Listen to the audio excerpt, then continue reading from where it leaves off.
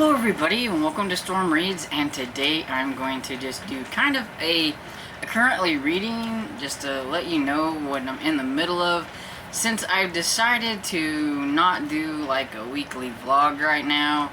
I thought this would be a fun kind of video to put up that you can at least see what I start out with, and then whenever I do my weekly wrap up you can see if I actually finished any of these books or not.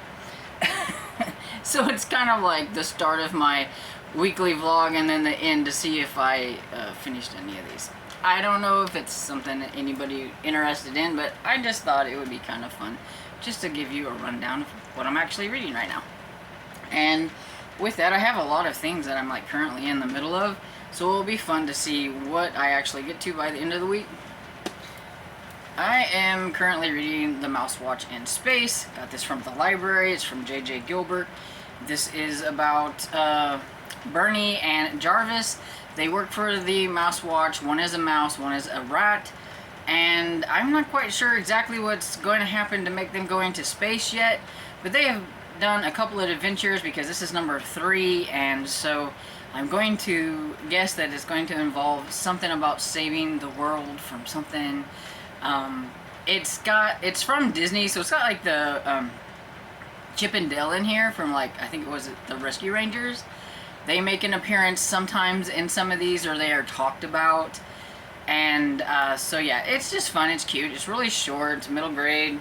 And it says their mission: save the world. You met the watch, now follow them where no mouse has gone before. So I think it'd be fun. I've only read a chapter, but I know I will like it. I've liked the other two. I am also in the middle of The Last Kids on Earth number 2. This is A Zombie Parade by Max Brailer. I think that's how you say it, or I'm not quite sure. I'm on chapter 11, about 95 pages in. It's got really nice like little graphics to go with it. I really like. I'm listening to this one on audiobook, so it's like 4 hours on audio.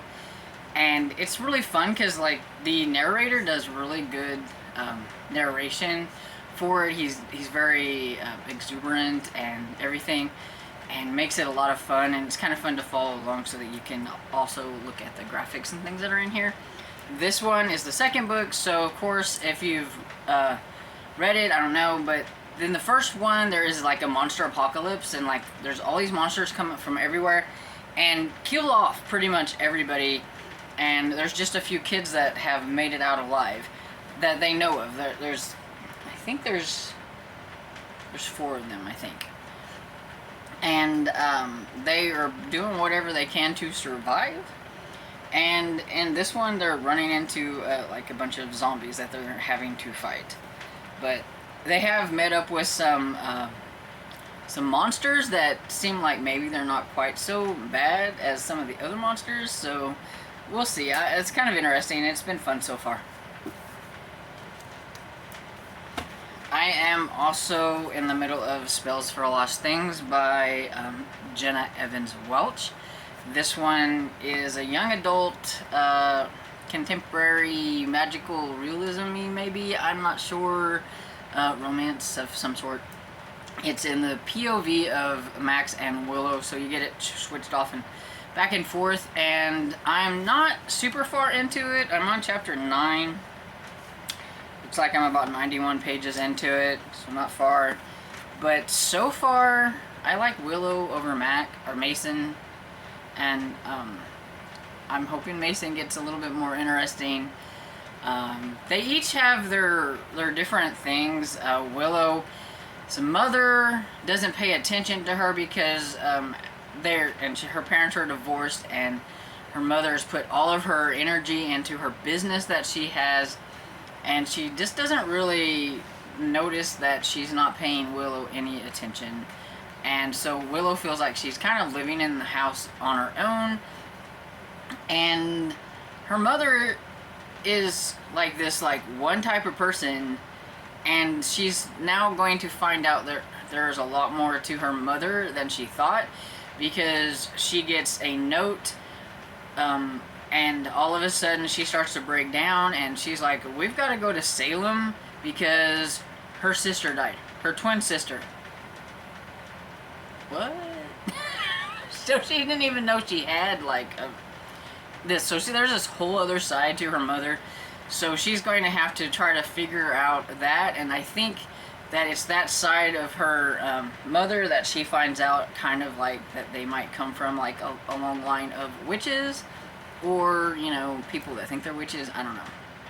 Anyway, they do live in Salem, so, you know, there's that. And Mason is a foster kid whose mother was an addict and has gotten into a lot of trouble and is in, I think, some kind of like home, or she's ran off, or there's something's happened. I don't really get exactly, but he's been in foster care and kind of bouncing around, and this time he's going to foster care with somebody that knew his mother, and he's not really sure how he thinks about that because he doesn't like to think about his mother.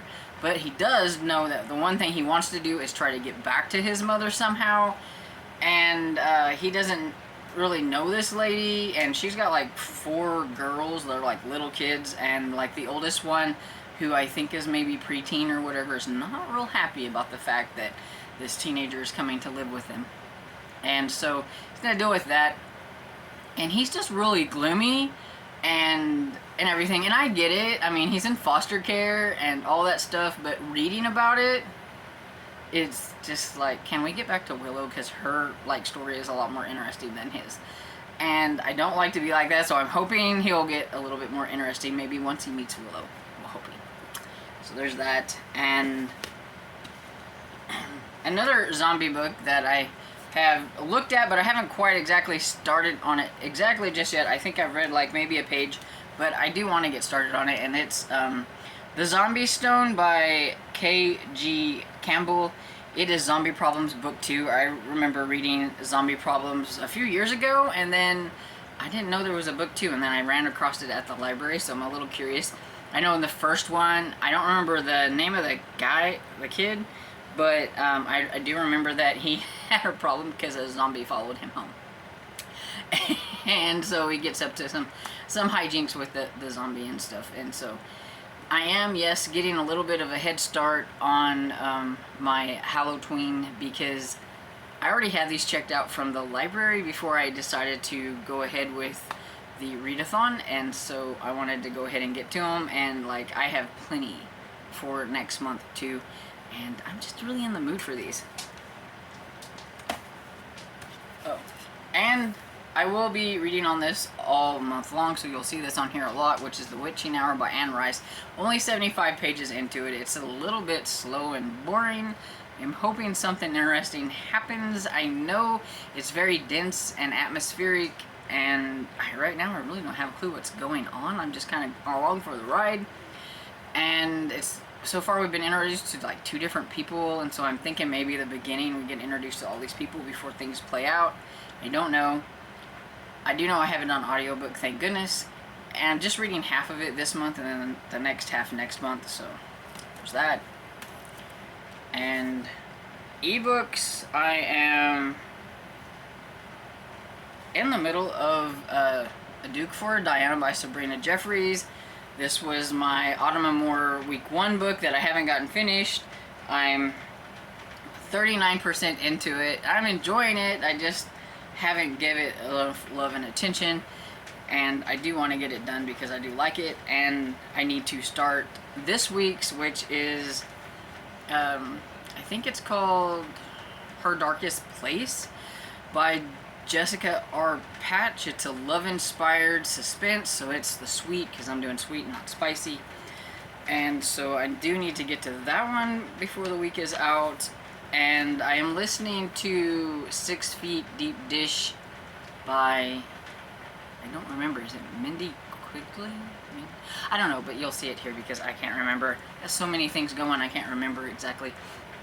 Yes, so this is the first book in the Deep Dish Mystery series, and it's about Delilah, who wants to open a deep dish restaurant, and she's doing this with her boyfriend at the time's money and stuff. He's investing and everything, and I think they were going to call it like Sam and Delilah's, as sounds like they were author liked the Samson and Delilah type thing going on here, and yeah, so things don't quite go so well at the beginning of this, and her aunt's caretaker ends up dead, and it could lead to her aunt being a suspect and everything, and so that's kind of where we're at right now in that one. And I'm not quite sure what I think about the main character. I don't know, but we'll see. Anyway, so listening to that, and I think that's about it. So yeah, I have a lot of things going, so we'll see what gets wrapped up by the end of the week. I always have a lot of books going, especially like when I have like a lot of print books, because I read like maybe a chapter or two each night to kind of help me through, so I don't necessarily focus on those. But anyway, that's what I got going. Have you heard of any of these books? Have you read any of these books?